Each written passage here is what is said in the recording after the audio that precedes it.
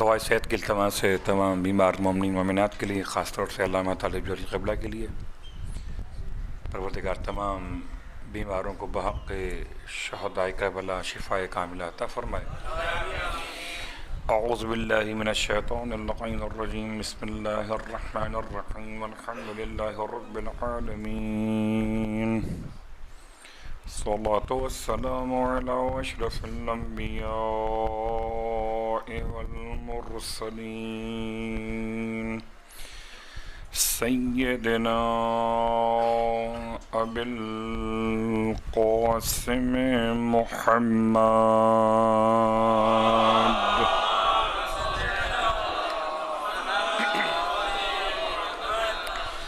وقلوا أهل بيته الطيبين الطاهرين واللعنة الدائمة على أعدائهم أجمعين.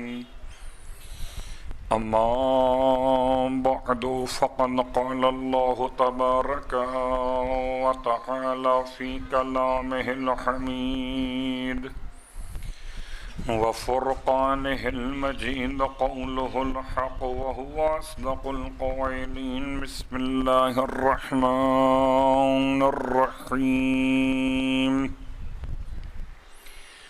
فلا أقسم بمواقع النجوم وإنه لقسم لو تعلمون عظيم وَإِنَّهُ لَقُرْآنٌ كَرِيمٌ فِي كِتَابٍ مَّكْنُونٍ لَا يَمُسُّهُ إِلَّا الْمُطَهَّرُونَ. وَقَالَ أَيْضًا إِنَّمَا يُرِيدُ اللَّهُ لِيُذْهِبَ عَنكُمُ الرِّجْسَ أَهْلَ الْبَيْتِ وَيُطَهِّرَكُمْ تَطْهِيرًا.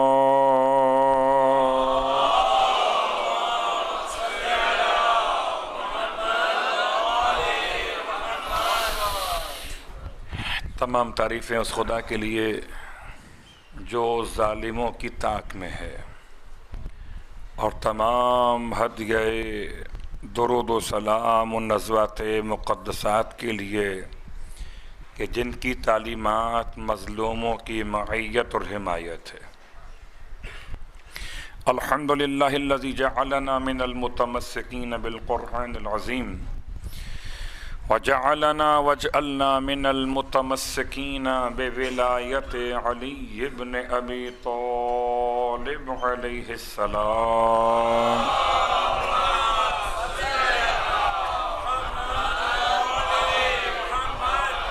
عظم اللہ اجورنا واجورکم بمصابنا بالحسین علیہ السلام وجعلنا وإياكم إن شاء الله من الطالبين بثأره مع وليه الإمام المهدي من آل محمد عليهم السلام۔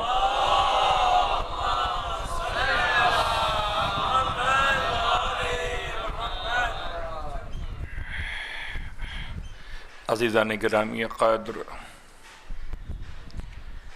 سامعین محترم، آپ کی خدمت محترم میں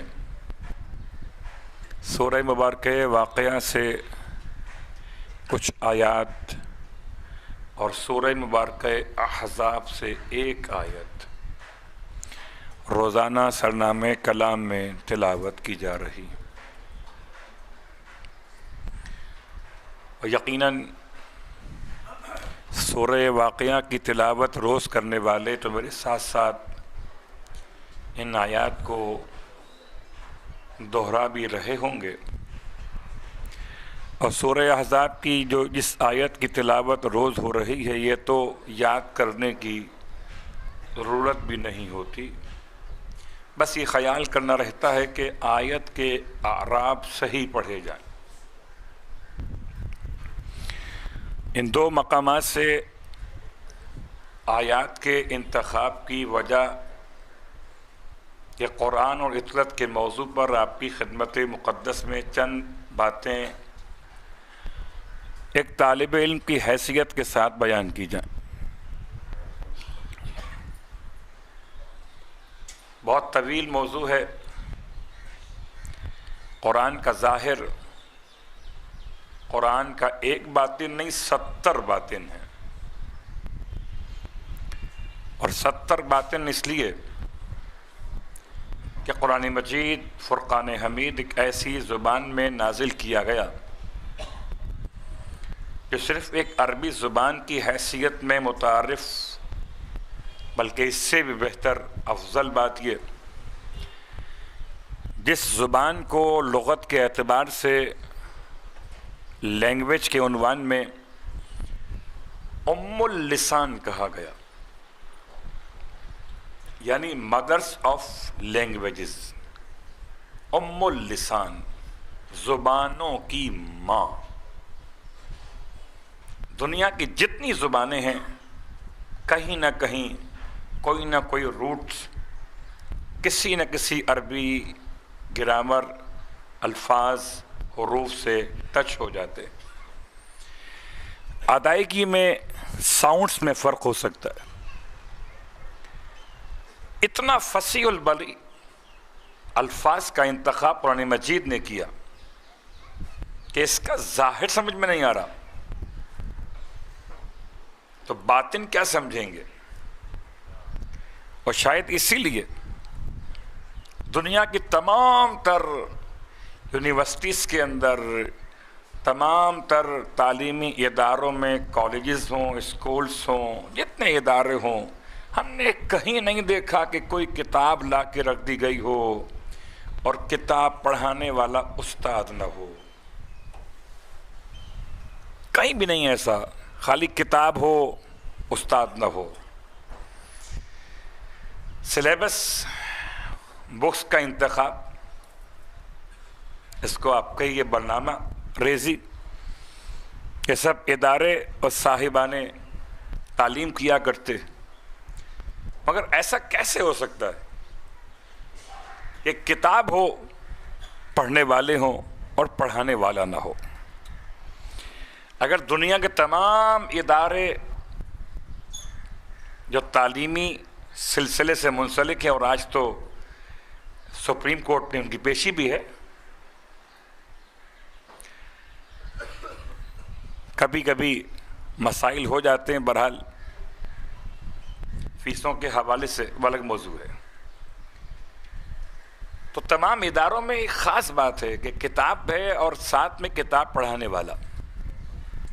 تو کیا پروردگار نے بغیر کتاب پڑھانے والے کی کتاب کو نازل کر دیا، یا ایک پڑھانے والا بھیج دیا، اس کے بعد کہا تمہاری مرضی ہے، اس کے بعد پھر جیسے چاہو پڑھ لینا؟ جب تک پڑھنے والے رہیں گے، مجھے بتائیے ایمانداری سے کہ المرتضیٰ اسکول ہو، کوئی اور اسکول ہو، کوئی اور اسکول ہو، اس میں ٹیچر بدلتے رہتے ہیں، کتاب مرتب کی جاتی ہے وہی رہتی ہے۔ تو ٹیچر بدلنے چاہیے، ایک ریٹائر ہو گیا، دوسرا آئے گا وہی کتاب پڑھائے گا۔ تو نظام تعلیم میں کتاب مسلسل ہے اور کتاب کے پڑھانے والے بدلتے رہتے ہیں۔ اگر کوئی ایسی جامع کتاب لکھ دی جائے کہ جو تا قیامت تک کے لیے طلباء کے لیے کفایت کر رہی ہو تب، اور اگر ایسی کتاب نہ ہو تو پھر بدل سکتی ہے کتاب بھی، کبھی نام توریت ہو، کبھی نام انجیل ہو، کبھی نام زبور ہو، لیکن یہ تینوں کتابیں اپنے زمانے کے طالب علموں کے لیے تھیں۔ زمانہ بدلا، حالات بدلے، طالب علموں کی ریکوائرمنٹس کے اعتبار سے کتاب بدل گئی۔ سوائے قرآن مجید کے کہ جو قیامت تک کے لیے پروردگار نے ایسے نازل کیا کہ اب کوئی اور کتاب کی حاجت نہ رہی۔ جب کتاب نہیں بدلے گی تو اب استاد بھی ایسا ہونا چاہیے کہ جو نہ بدلے۔ مگر خدا کا نظام ہے کہ اللہ نے اپنے حبیب کو 63 برس کی حیات طیبہ دی ظاہری اعتبار سے، اور پیغمبر کے جانے سے پہلے خود پیغمبر ختم یہ مرتبہ صلی اللہ علیہ وآلہ وسلم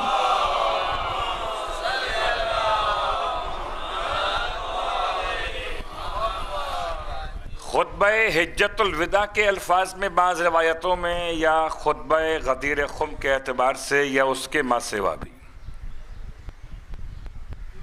اور روایتوں کی تعداد برادران اہل سنت کے 39 ہے، جس سے تقریباً 33 سے زیادہ صحابیوں نے نقل کیا، اور مکتب تشیع میں اس کی تعداد ہے 82،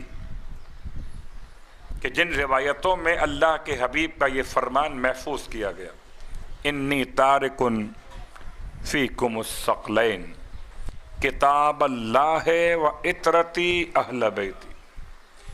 اگر ختمی مرتبت کتاب چھوڑ کر گئے تو کتاب کے پڑھانے والے بھی چھوڑ کر گئے۔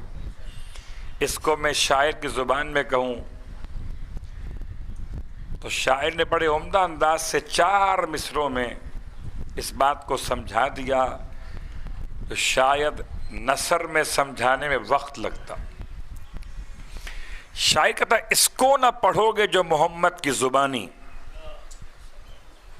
اس کو نہ پڑھو گے جو محمد کی زبانی، رہ جائے گا قرآن فقط ایک کہانی،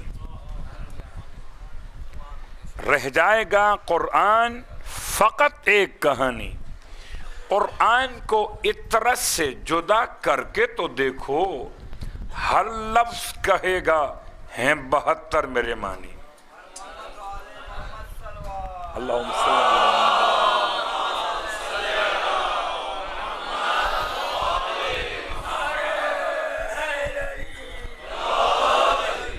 اگر ایک لفظ کے 72 معنی ہوں تو کیا یہ محاورہ ہے، کیا مغالطہ ہے، مبالغہ ہے، کیا ہے یہ حقیقت ہے۔ عربی گرامر کے اعتبار سے عربی جملے کی پڑھنے کی روش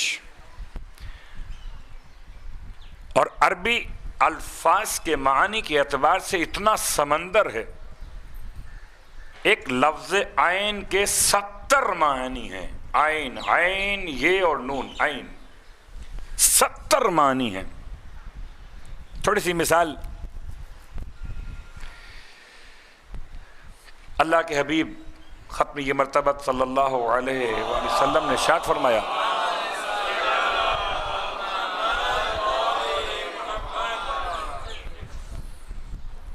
اذا رأیت الہلال فصلی، جب دیکھو چاند کو تو پڑھو صلی، ایک ترجمہ نماز، ایک ترجمہ دعا۔ السلام علیکہ یا عین اللہ فی خلق، زیارت حجت آخر روز جمعہ۔ السلام علیکہ یا عین اللہ فی خلق، سلام ہو آپ پر اے اللہ کی آنکھ، ترجمہ کیا کیجئے گا، اے اللہ کی آنکھ اس کی مخلوقات میں، عین کا لفظ۔ اور اسی زیارت نامے کے اندر آگے بڑھیے تو السلام علیکہ یا عین الحیات، اور آپ پر سلام ہو اے حیات کے، اب ترجمہ آنکھ نہیں ہوگا، ایک لفظ عین کی مثال۔ قرآن مجید میں کتنے حروف استعمال کیے گئے، آئیے بڑے آسان انداز میں سرکار سید الشہداء علیہ السلام نے بات کو سمیٹ دیا۔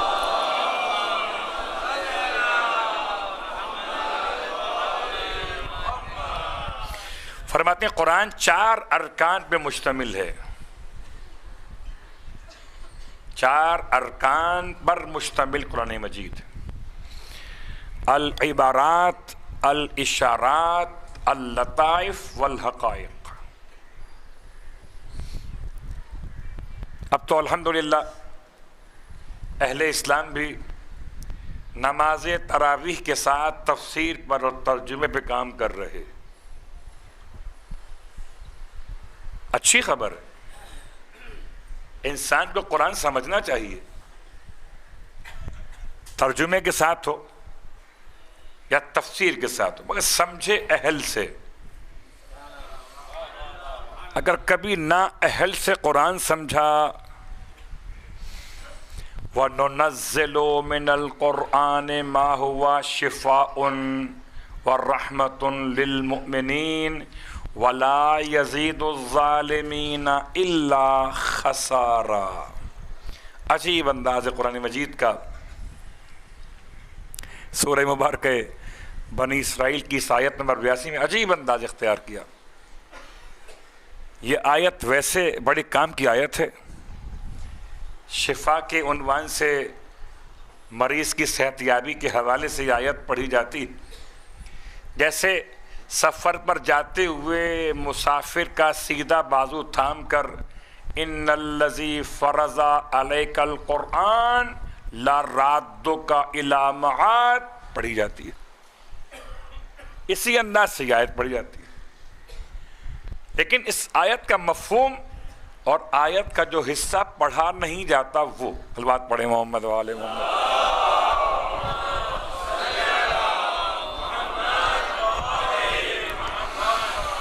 وَنُنَزِّلُ مِنَ الْقُرْآنِ مَا هُوَ، اور ہم نے نازل کیا ہے قرآن میں وہ کچھ جو شفا ہے اور رحمت ہے، مگر کس کے لیے؟ مومنین کے لیے۔ اور جب بات مومنین سے ہو تو قرآن پھر پکار کر کہتا ہے یا ایھا الذین آمنوا، اب میں آپ سے بات کر رہا ہوں، یہ اذا قیل لکم تفصحوا فی المجالس فافصحوا یفصح اللہ لکم، قرآن کہتا ہے مومنوں جب تم سے کہا جائے اپنی مجالس میں ذرا سمٹ کے بیٹھ جاؤ تو سمٹ جایا کرو، اب آیت پہ عمل تو کیجئے۔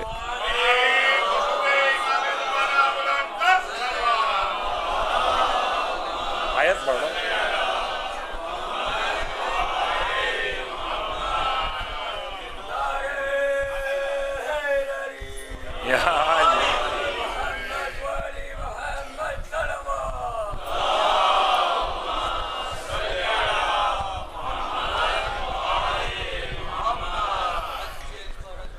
سب یہ عجیب سی بات ہے، ویسے یہ مینرز کے خلاف ہے، جگہ چھوڑ کے بیٹھنا مینرز کے خلاف ہے۔ اور میں تو کبھی کبھار اتفاق ہو جاتا ہے اور ناکام لوٹتا ہوں الحمدللہ، کہ امریکہ والے بعض مومنین بڑا زور لگاتے ہیں کہ آپ آئیے مجلسیں پڑھنے کے لیے، اور خدا کا بڑا احسان ہے کہ مجھے ویزا نہیں ملتا، لیکن قونصلیٹ میں جا کر عجیب بات ہوتی ہے۔ ہماری تو عادت ہے کہ ہم بیٹھتے ہیں، وہ 4 کرسی چھوڑ کر 4 خالی پڑی ہوئی ہیں، ہم 5 میں بیٹھ گئے۔ وہاں کا جو عاملہ ہے چاہے پاکستانی ہی کیوں نہ ہو، وہ پابند کرتا ہے کہ بھائی جو پہلے کرسی خالی ہے اس پر بیٹھیے۔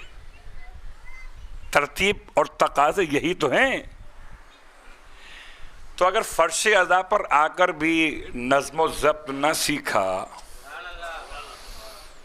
اور ہر مجلس میں ذاکر کو یہ کہنا ہی پڑا، سوائے ہاں کوئی ایسا مقام ہو جہاں ہو ہی کل 5 لوگ 10 لوگ، ایک صاحب پڑھنے پہنچ گئے کسی ایسے علاقے میں جہاں کل آبادی مومنین کی 50 تھی، 50 میں سے 10 باہر گئے ہوئے تھے، 40 حاضر تھے۔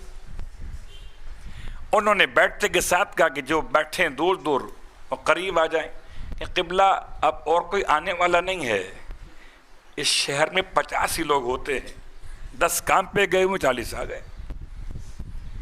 تو بات یہ کہ یہ آداب مجلس کے اعتبار سے بھی اور آداب جماعت کے اعتبار سے بھی ذمہ داری، صف اول میں جگہ خالی ہو تو صف آخر میں بیٹھنا اچھی بات نہیں۔ صلوات پڑھے محمد وآل محمد۔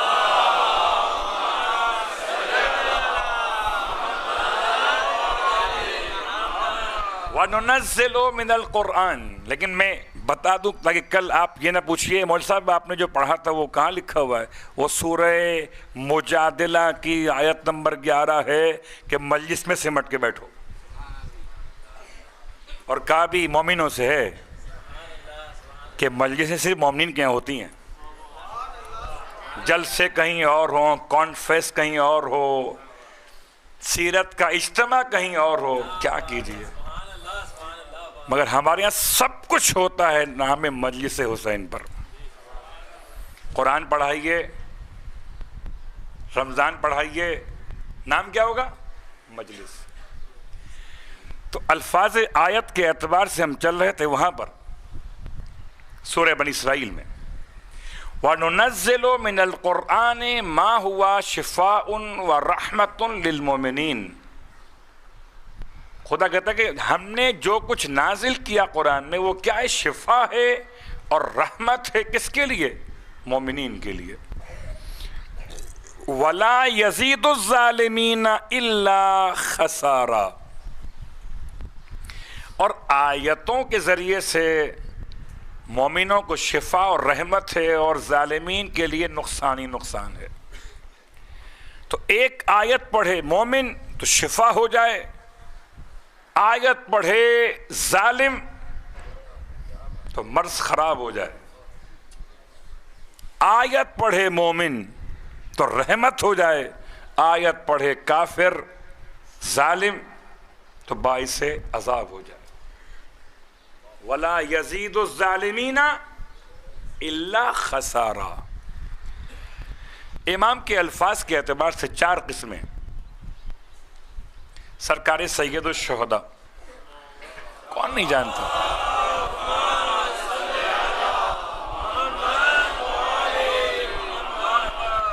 العبارات والاشارات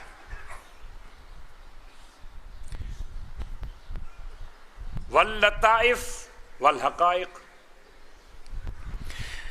مولا آپ نے اگر 4 قسمیں بیان کی تو کم از کم 4 وہ قسمیں پڑھنے والوں کی بھی بتا دیں کہ جو ان 4 سے استفادہ کرتے ہوں. فرمایا کیسے ہو سکتا ہے کہ آدھی بات حسین کہے اور آدھی نہ کہے؟ پوری بات سنو. العبارات للعوام والاشارات للخواص واللطائف للحکماء والحقائق للائمہ. اگر 4 ہیں قرآن کے علوم کی کیفیات تو پھر 4 اس سے استفادہ کرنے والے. عبارت عوام کے لیے ہے، اشارے خواص کے لیے ہیں، لطائف صاحبان حکمت کے لیے ہیں، اور حقیقت صرف آل محمد کے لیے. صلوات پڑھیں محمد و آل محمد.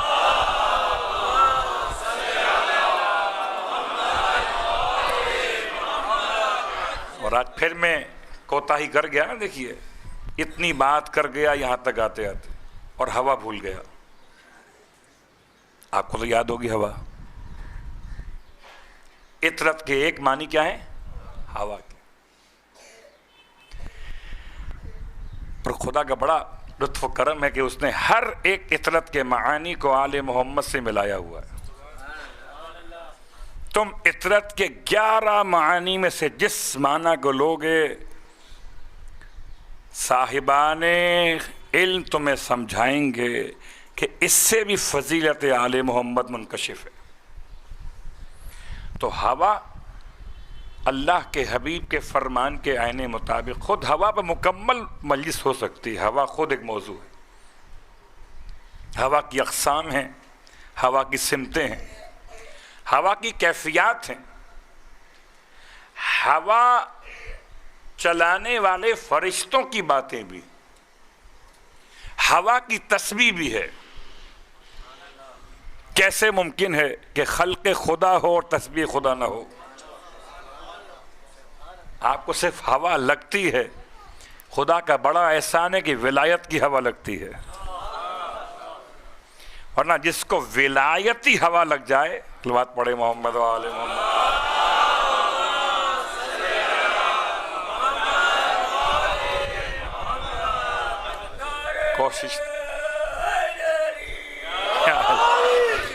کوشش تو بہت کرتا ہوں کہ آسان اردو بولوں. تو ہوا کے بارے میں اللہ کے حبیب کا فرمان سنیے. فرماتے ہیں ہوا خدا کے عظیم لشکروں میں ایک لشکر ہے.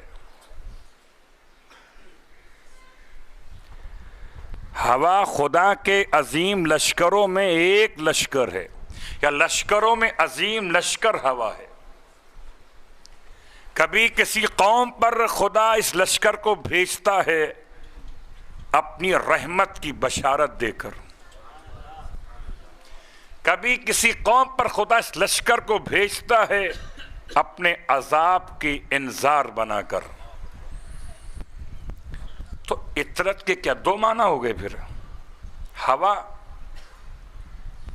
کبھی بشارت، کبھی نظارت، کبھی بشارت، کبھی نظارت، یا کبھی خوشخبری اور کبھی ڈرانے کی بات. بالکل ایسا ہی ہے. اور ابھی تو آپ نے قرآن کی آیت ابھی سنی ہے، ابھی تو ذہن سے نکلی بھی نہ ہوگی. سورہ بنی اسرائیل میں خدا نے اپنے قرآن کو کہا کہ یہ قرآن کے دو اثرات ہیں، یہ اگر مومنوں میں ہو تو شفا بھی اور رحمت بھی ہے، اور اگر ظالمین میں ہو تو خسارہ ہی خسارہ ہے. تو جیسے قرآن کے دو اثر، ایسے آل محمد کے دو اثر. نہیں، بات واضح نہیں. آئیے میں اس کو آسان کرتا ہوں. حضرت ابراہیم علیہ السلام کے پاس ملک الموت آئے تھے. آتے تو آپ کے پاس بھی ہیں مگر معرفت نہیں ہوتی. حضرت ابراہیم علیہ السلام کے پاس روز آتے تھے سلام کے لیے، ملاقات کے لیے. ایک دن آ گئے روح قبض کرنے کے لیے، اور اب سمجھیے کہ اب آئیں اپنے سرکاری کام کے اعتبار سے. آ کر آپ کو سلام کیا، آپ نے سلام کا جواب دیا، اور آج تیور دیکھے ملک الموت کے. تو پوچھا کیسے آنا ہوا آج؟ کہ آج تو ہم آپ کی روح قبض کرنے آئے. ملک الموت سے جناب ابراہیم علیہ السلام نے ارشاد فرمایا، ملک الموت کیا سب کے پاس تم ایسے ہی جاتے ہو جتنے میرے پاس بن ٹھن کر آئے روح قبض کرنے کے لیے؟ اب میں نے اپنی زبان میں وضاحت کرنا چاہیے. بن ٹھن کر آئے ہو روح قبض کرنے کے لیے. ملک الموت نے جواب میں عرض کی، نہیں اللہ کے نبی، ایسا نہیں ہے، بلکہ یہ مومنوں کے لیے شکلیہ والی ہے،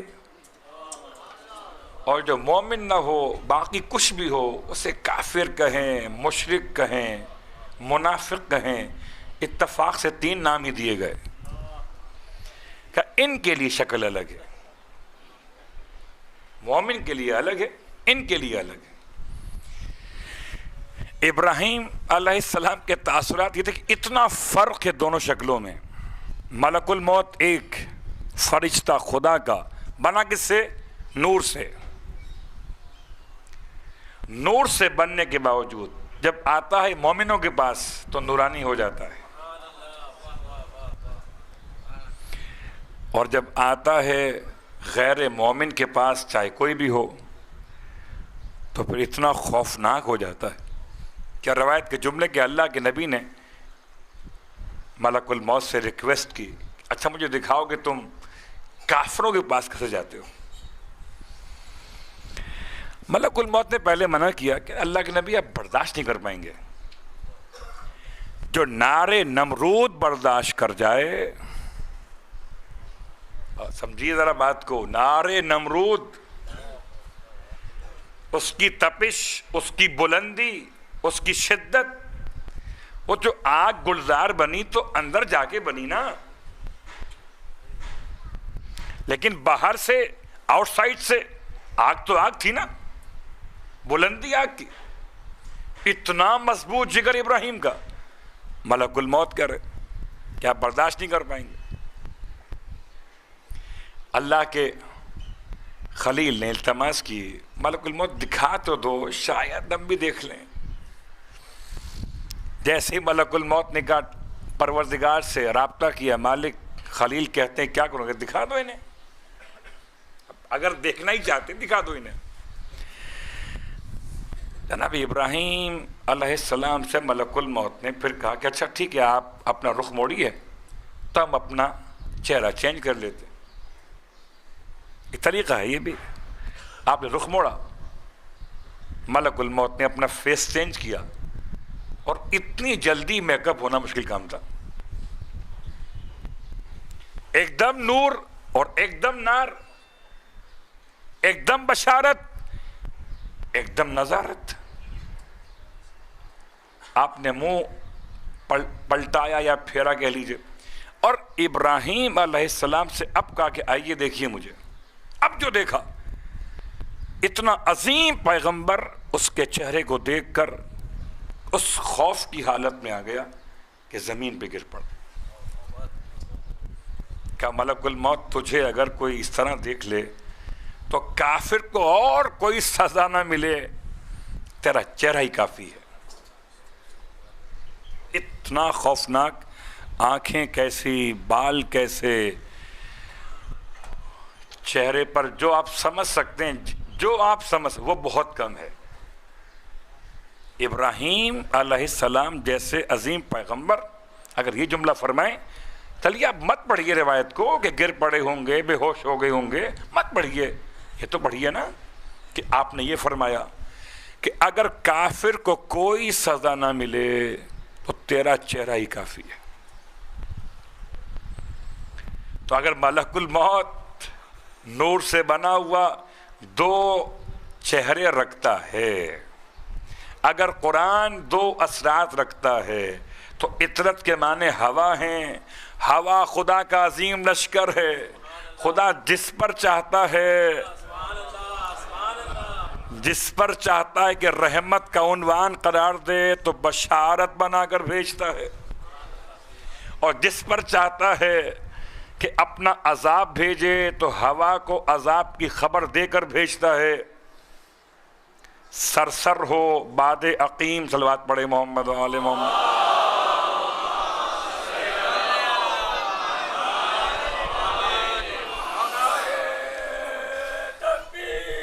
اللہ اکبر, یا رسول اللہ.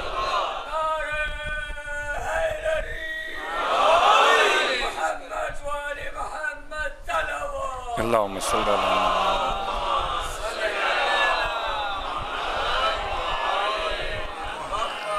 مومنین کی آمد جاری و ساری. اور آپ سے پھر التماس کروں گا اگر ہو سکے تو ذرا سا اور گنجائش بنائیے, اگر ہو سکے. محمد صلی اللہم صلی علی محمد و علی محمد.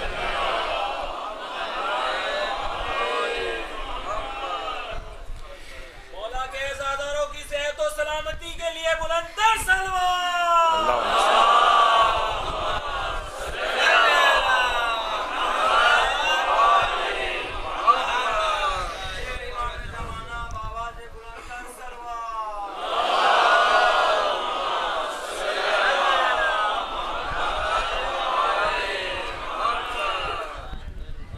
کتنے فرما بردار ہیں آپ ماشاءاللہ سے. میں نے آپ سے کہا آگے جی, اب آگے آگے نا آگے.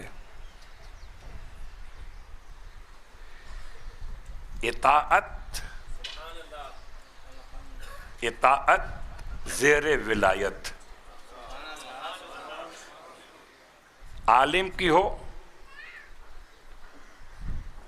یا والدین کی, انسان کو ہمیشہ آگے بڑھاتی ہے.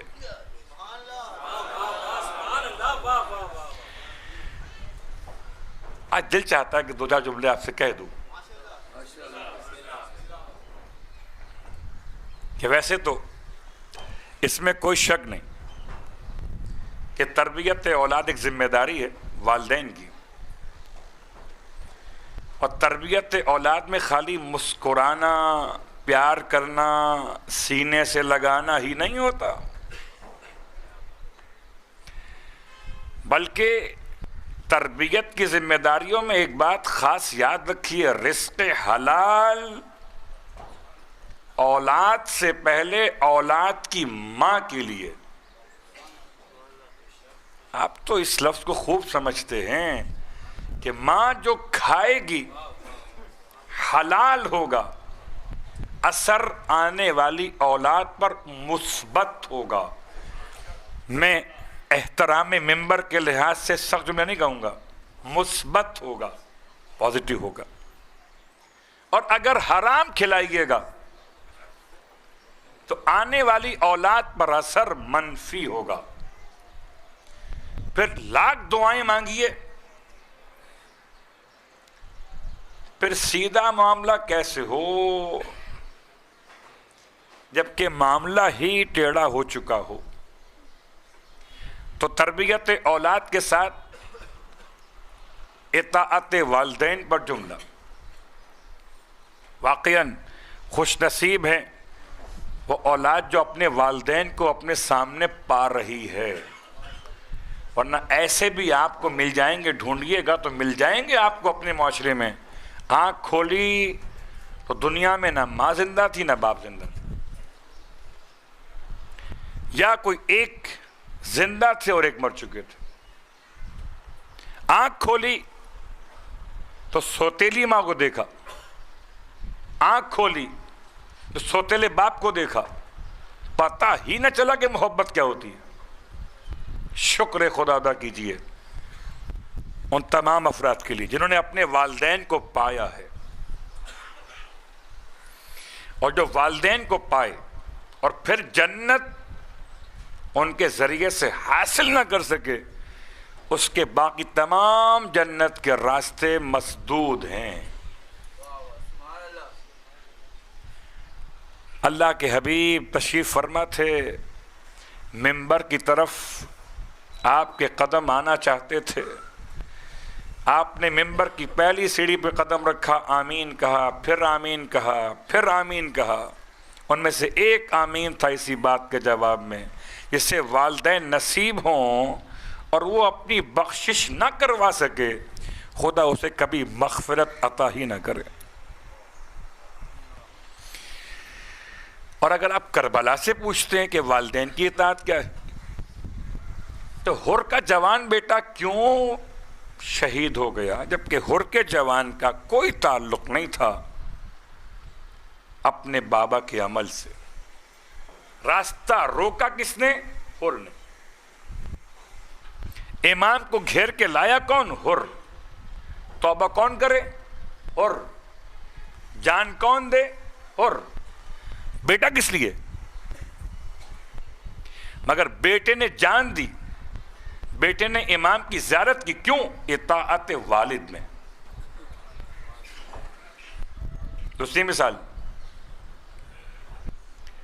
وہاب کلبی اپنی ماں کے کہنے پر، اپنی ماں کے کہنے پر، ماں نے کہا جا کے پوچھ کرا خیمے کس کے، گھوم پھر کے عام جوانوں کی طرح سے آ جاتے، خیمے ہیں کسی کے، کوئی فرضی داستان بیان کر دیتے.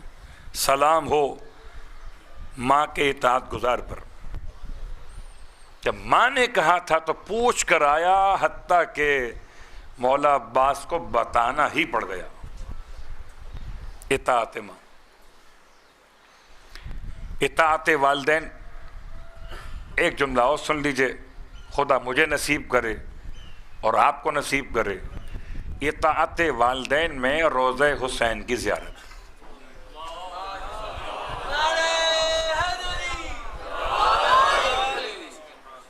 دیکھیے میں سارے والدین کی بات کروں، ایک عام بات ہے، آپ کے، میرے اور آپ کے والدین، میرے اور آپ کے والدین عام والدین نہیں ہیں. یہ جو آپ بیٹھے نا یہاں پر آ کر آج، یہ آپ نے حسین کو کتابوں سے نہیں پڑھا ہے، یہ آپ نے مجلس عزا کے ثواب کی روایتیں رٹی نہیں ہیں، آپ کو کسی نے آنا اور جانا سکھا دیا ہے.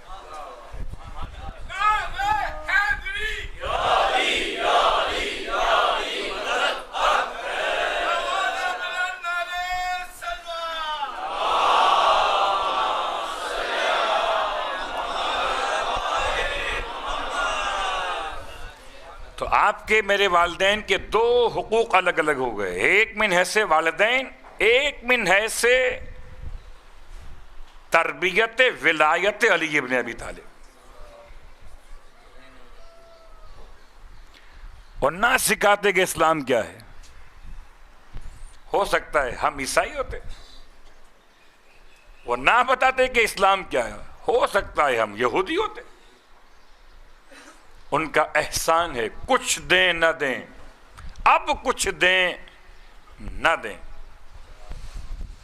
عبد الرحمن سلمہ اس شخص کا نام ہے جس نے سرکار سید الشہداء کے زیر کفالت میں جو یتیم بچے پلتے تھے، میں نے بڑی احتیاط سے روایت کے الفاظ کو آپ تک پہنچایا ہے.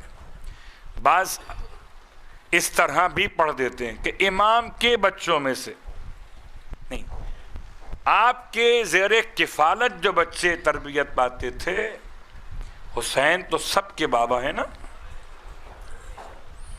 تو ایک بچے کو عبد الرحمن سلمہ نامی معلم نے قرآن سورہ فاتحہ پڑھائی. روایت آپ کی حفظ ہے، شاید نام یاد نہ ہو، عبد الرحمن سلمہ. اور جب پڑھائی اس نے سورہ فاتحہ یاد کرائی زبانی اس بچے کو، امام کے پاس پہنچا.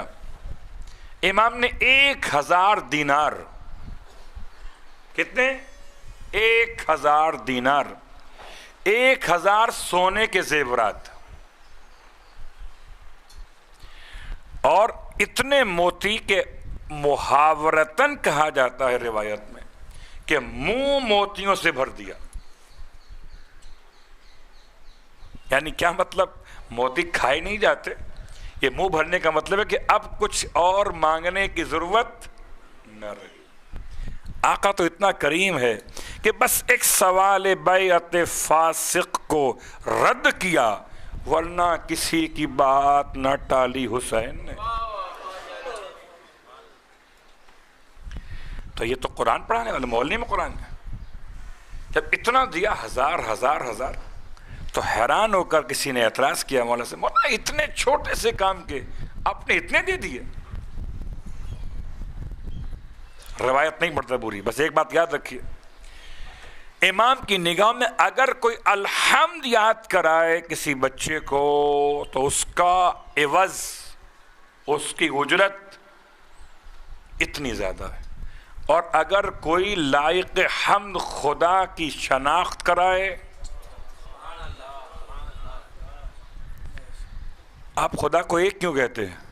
کہ ماں باپ ایک کہتے تھے تو ہم ایک کہتے. اس نے توحید کی امانت میں خیانت نہ کی، وہ والدین ہیں ہمارے. رسالت کی امانت میں خیانت نہ کی، وہ ہمارے والدین. امامت کی امانت میں خیانت نہ کی، وہ ہمارے والدین ہیں. اب اس کے بعد بھی اگر اولاد پوچھے ماں باپ نے دیا کیا ہے، تو سوائے جہالت کے، سوائے کم علمی کے، سوائے مادی مفاد کے کچھ بھی نہیں ہے. سب کچھ مل جائے گا تمہیں بازار سے، مگر محبت اہل بیت نہ ملے گی بازار سے.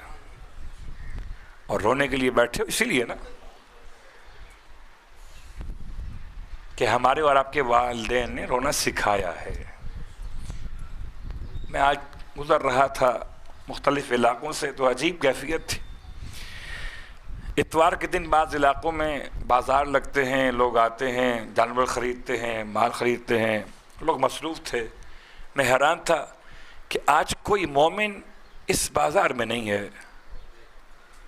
آج اتوار ہے.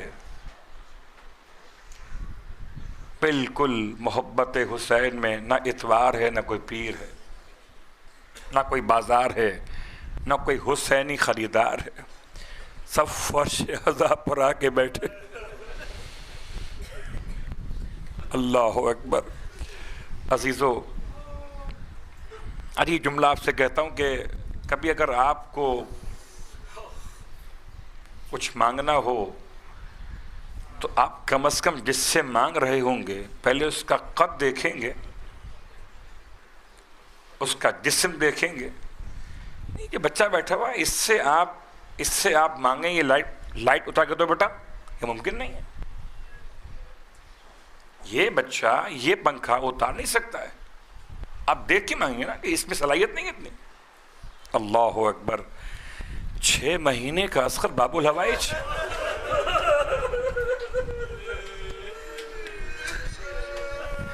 کچھ تو سوچ کر مانگنا چاہیے نا کہ یہ 6 مہینے کا بچہ یہ کیا دے سکتا ہے. اس کے تو اپنی مٹھیاں ابھی پوری نہیں کھل پا رہے. اس کے تو اپنے ہاتھوں میں اتنی طاقت نہیں ہے کہ یہ اپنے آپ کو ہی سنبھال لے. یہ تمہیں کیا دے گا کہ نہیں. ایسا مت دیکھو، مادیات کو مت دیکھو، نسبت حسین کو دیکھو. باب الحوائج قرار دیا ہے اسے.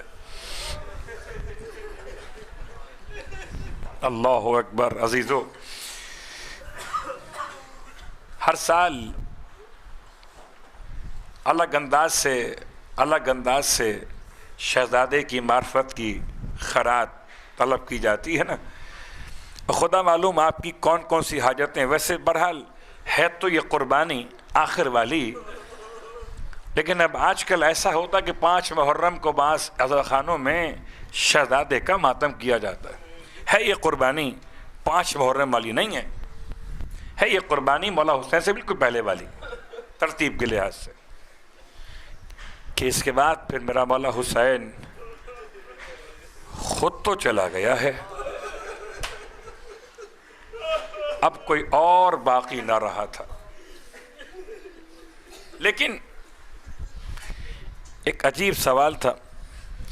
شہر کربلا میں ایک ایسے عالم سے کیا گیا جن کا نام مرتضیٰ کے نام سے پہچانوایا گیا. ان سے کسی نے سوال کیا آ کر کہ آقا مرتضیٰ بتائیے قبر شہزادے علی اصغر کہاں پر ہے. آپ کربلا جائیے تو آپ کو اندازہ ہوگا، مقام شہادت تو مل جائے گا آپ کو، قبر شہزادے علی اصغر کہاں پر. حضرت عباس کا روضہ مل جائے گا، حضرت علی اکبر پاتین مل جائیں گے، لیکن یہ کہاں پر تھے. مرتضیٰ عظیم شخصیت صاحب علم جواب نہیں دیا، رونے لگے، خاموش ہو گئے. یہ بعض علماء کہتے نہیں، جواب یہ دیا تھا کہ وہ یہ تو پڑھا ہے نا کہ بچے کو امام نے اپنے ہاتھوں سے دفن کیا تھا. اور کہاں دفن کیا تھا؟ اپنے خیمے کے پیچھے. اور جب دفن کیا تھا تو حسین اکیلے نہیں تھے،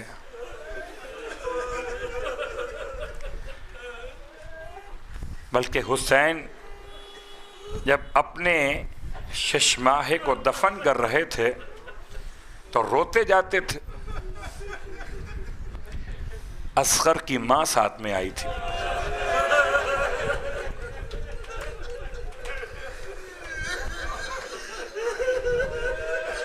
اور اصغر کی ماں ساتھ میں تھی. امام فرماتے تھے ام رباب سے، رباب جانتی ہو میں کون ہوں اس کا؟ کہا مولا آپ اس بچے کے وارث ہیں، اس بچے کے مالک، اس کے باپ ہیں آپ. کہ میری آنکھوں میں سمندر ہے آنسوؤں کا.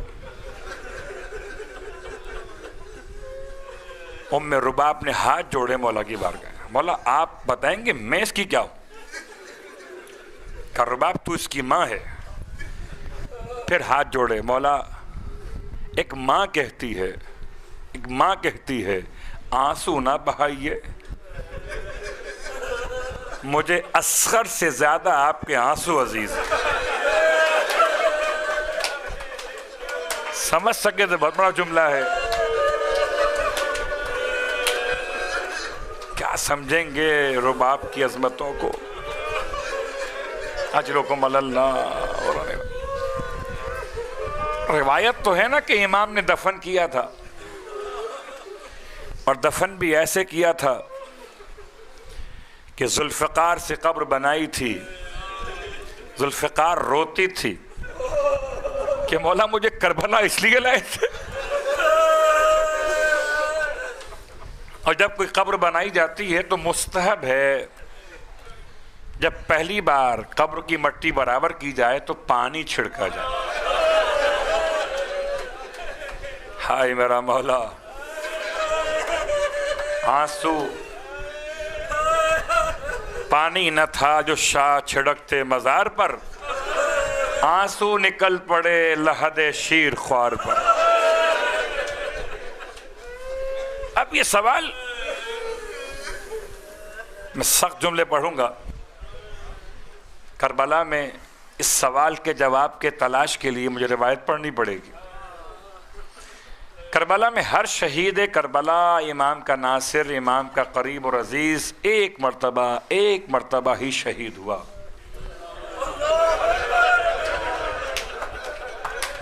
کوئی بڑا شہید ہو، چھوٹا شہید ہو، جوان ہو کہ بوڑھا ہو، ایک مرتبہ شہید ہوا. یا تلوار سے ہوا ہو، یا تیر سے ہوا ہو، یا نیزے سے ہوا ہو، سوائے اصغر کے ہائے حسین جسے 3 مرتبہ شہید کیا گیا. اللہ اکبر. برداشت کر سکیں گے؟ ایک مرتبہ باپ کی گود میں، ایک مرتبہ لحد کی گود میں، ایک مرتبہ زمین پہ لٹا کے. اللہ اکبر. عزیز و قیامت کا منظر ہے. بس دل چاہتا ہے کہ یہ پریشانی تھی مرتضیٰ کو کہ جواب کیا دیں. قبر شہزادے علی اصغر کہاں پر ہے؟ جب رات میں سوئے تو حالت خواب میں آقا حسین کی زیارت ہوئی. ہر کس و ناکس کو اس طرح زیارت کا شرف نہیں ملتا. آکے فرماتے ہیں مرتضیٰ تم نے بتایا کیوں نہیں؟ جب آپ کی یہ حالت ہو رہی ہے تو مرتضیٰ کی حالت کیا ہوگی حسین کو دیکھ کر؟ رو رہے زار و قطار. مولا کیا بتاتا، میں سمجھ نہیں پا رہا تھا. فرمایا امام نے مرتضیٰ سن لو، آئندہ کے لیے اگر کوئی تم سے پوچھے کہ میرا اصغر کہاں پر، تو بتا دینا میرے سینے پہ لٹایا گیا. اجرکم اللہ. رونے والو بس اطاعت والدین میں 2 جملے سننا، بات ختم ہو گئی. کوئی اطاعت کرتا ہے بڑا سمجھدار بچہ، باپ کچھ کہے، ماں کچھ کہے، ماں کی بات نہیں مانتا ہے، باپ کی بات نہیں مانتا ہے. عجیب تھا کربلا کا 6 مہینے کا مجاہد، ماں کی بات نہیں مانی اور باپ کی بات نہیں مانی. ماں کی بات کیا مانی؟ جب امام خیمے میں آئے تھے، اور قسم خدا امام خیمے میں نہ آتے اگر اصغر نے اپنے آپ کو جھولے سے نہ گرایا ہوتا، اپنے آپ کو جھولے سے گرایا تو اتنا گریا بلند ہوا خیام حسینی سے کہ امام پلٹ کے آئے. فرمایا ابھی حسین زندہ ہے، اتنا گریا کس لیے؟ کہا مولا بچے نے اپنے آپ کو گہوارے سے گرا دی. تب امام فرماتے لاؤ رباب، اچھا ہمارے بیٹے کو لاؤ. شاید یہ پیاس کی شدت کی وجہ سے ہوا، ہم اس کے لیے پانی کا سوال کریں گے. جناب رباب فرماتی ہیں مولا سے مولا مجھے اجازت دیجئے میں بچے کو تیار تو کر دوں، باہر جائے گا. جتنی مائیں سن رہی ہوں گی نا، یہ ماں سمجھ سکتی ہے کہ ہم جملہ کہہ رہے. رباب نے بچے کو تیار کرنا شروع کیا، پانی تو تھا نہیں نا. فرماتی ہیں کرتا بدل دیا ہوگا، بچے کو تیار کیا ہوگا، ہو سکتا ہے. لیکن روایت کے الفاظ یہ کہ 3 جملے آپ نے بچے سے کہے تھے. پہلا جملہ بیٹا بیٹا ماں کا خیال کرنا. بیٹا تیری ماں سیدانی نہیں ہے. بیٹا جتنا رونا ہے نا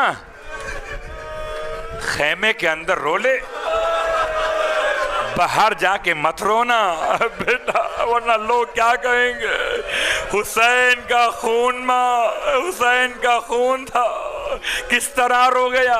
ماں کے شیر کی کمزوری ہوگی جو بچہ میدان میں رو گیا. بیٹا رونا مت. اللہ اکبر. ماتم دارو. پھر فرمایا تھا کہ بیٹا جب دادی زہرا کے پاس پہنچو تو بیٹا کوثر تمہیں پلائے گی دادی. بیٹا پینا مت جب تک تیرا بابا نہ آ جائے.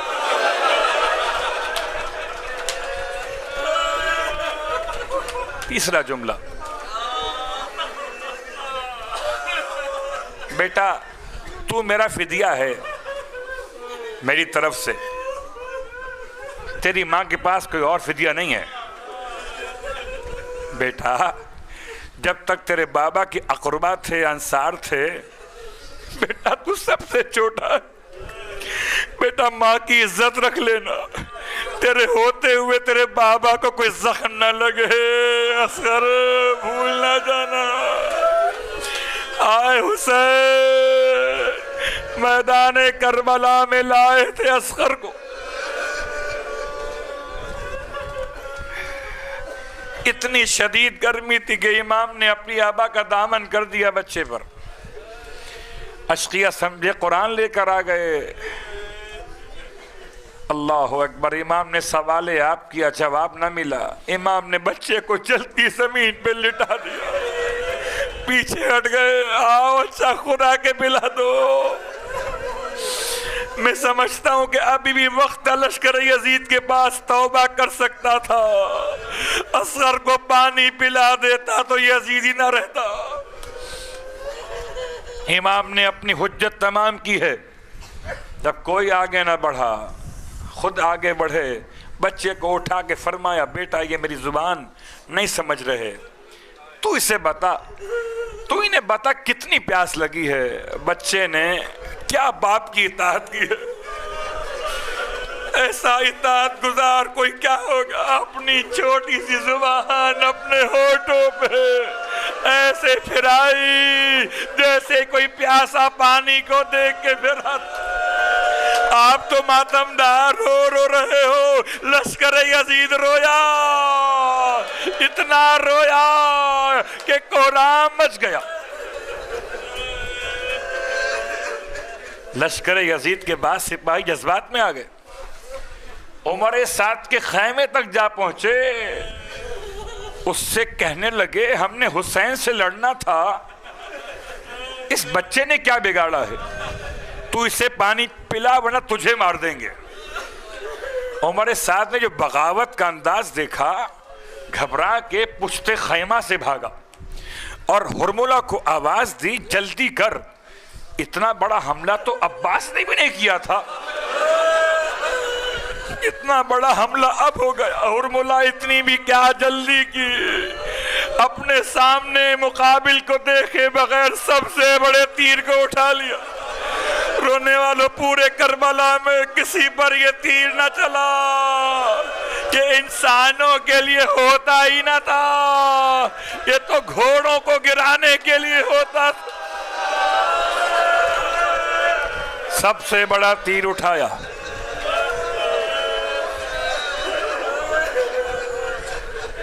تین پھل کا تیر ہے. ہرملہ نے جیسے ہی بچے کے گلے کا نشانہ بنایا, کہتے ہرملہ جیسا شخص شقی القلب بدبخت ناری شدید, اس ملون کے ہاتھ بھی کانپ گئے اور ایسے کانپے کہ کمان سے تیر چھوٹ کے زمین پہ گر پڑا. پھر اٹھا کے نشانہ لیا, پھر ہاتھ کانپ گئے.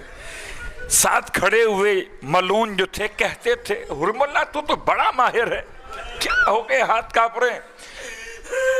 سنیں گے جملہ، عجیب انداز تھا میرے مولا کا۔ مولا جانتے تھے نا کیا ہونے والا ہے، ایسے کھڑے ہوئے تھے کہ کوئی خیمے سے اگر دیکھنا بھی چاہے تو اس کو دکھائی نہ دے۔ امام کے پیچھے خیام تھے، امام خیام کے آگے کھڑے ہوئے تھے،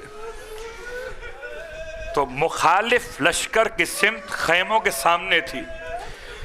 حرملہ کہتا ہے میں کیا کروں جب میں بچے کے گلے کو دیکھتا ہوں، ایک ایسی ہوا چلتی ہے کہ لگتا ہے خیمہ حسینی سے کوئی فریاد آ رہی ہو، حرملہ میرے بچے نے تیرا کیا بگاڑا؟ حرملہ تیر نہ چلا، ملون سے کہا گیا آنکھیں بند کر کے مار دے۔ اتنا ماہر تھا حرملہ کہ آنکھیں بند کر کے بھی تیر چلایا۔ یہ حرملہ ماہر تھا، یہ اصغر کو ماں کی وصیت یاد تھی، شاید یہ تیر میرے مولا حسین کو اس طرح زخمی کرتا، یہ پورا تیر وجود حسین پہ لگتا۔ بچے نے ماں کی وصیت پہ عمل کیا، بچہ باپ کے ہاتھوں سے اچھلا، اس طرح سے اچھلا کہ اپنے گلے کو سامنے کر دیا۔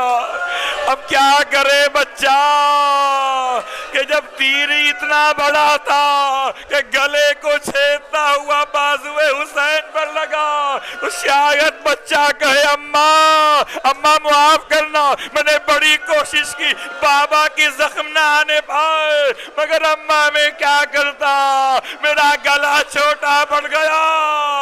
حرملہ کا تیر بڑا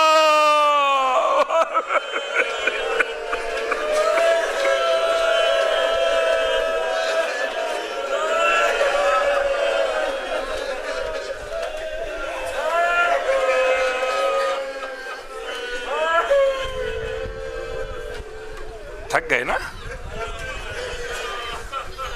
بس ایک جملہ، اطاعت والدین کا جملہ مکمل کر دوں، ہمت نہیں پڑ رہی، بس ایک جملہ اور سن لینا۔ ابھی اس شہزادے کے نام سے شبیہ گہوارہ برآمد ہوگا۔ اب دو باتیں یاد رکھنا کہ یہ شبیہ گہوارہ جو ہے، اس گہوارے کو ہلاتا کون تھا؟ 4 سال کی سکینہ۔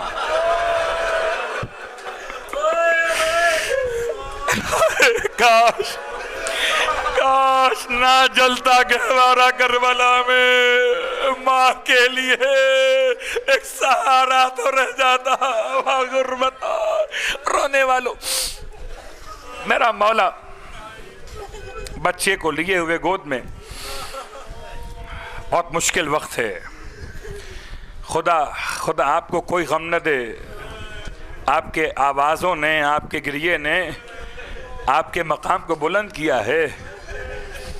خدا نہ کرے کوئی ایسا ہو جو بچے کے ساتھ آپ کے گھروں میں، میرے گھروں میں کوئی بچہ زخمی ہو جائے، پاؤں میں کیل لگ جائے، شیشہ لگ جائے، کانٹا لگ جائے، اور کوئی اور ذریعہ نہ ہو، باپ کو خود کھینچنا پڑے۔ بڑا بہادر ہو، بڑا بہادر، مگر ٹھنڈے پسینے آ جائیں گے جب خون بہے گا اور بچہ چلائے گا در سے ہائے حسین۔ مولا خدا کسی کو اولاد کی حالت نظر رو نہ دکھائے۔ مولا اکبر نے ایڑیاں رگڑی تھیں، رو نکل رہی ہوگی تو زمین کربلا پہ رگڑی تھی۔ مولا یہ بچہ جب ایڑیاں رگڑے گا، جب اپنے پاؤں سمیٹے گا، آپ کی گود میں دم توڑے گا۔ اللہ اکبر، رونے والوں، ساری قربانیاں ایک طرف، اصغر کی قربانی ہے ایک طرف۔ میرے مولا نے ایک طریقہ ہے، اصول ہے، تیر اتنا گہرا پیوست ہوا ہے کہ پورے گلے کو پار کرتا ہوا مولا حسین کے بازو تک لگا ہوا۔ امام نے پہلے تیر کو ہلایا تاکہ اندر سے جگہ چھوڑے تو یہ باہر نکل سکے۔ تیر کو ہلایا تھا، بچہ تڑپ گیا۔ امام نے ہاتھ کو روک لیا، امام نے ہاتھ کو روک، کچھ توقف فرما کے پھر وہ تیر کو ہلایا، بچہ پھر تڑپ گیا۔ آئے میرا مولا، آئے میرا مولا۔ بچے کے منہ چوم کے فرماتے تھے اصغر بیٹا اگر ایسے تڑپتے رہو گے تو باپ تیر کیسے نکالے گا؟ بیٹا ذرا سنبھلو، ارے ماں نے کہا تھا رونا مت، باپ کہتا ہے تڑپنا مت۔ آئے اصغر، اب جو تیر نکلا بچہ مسکرا کے رہ گیا۔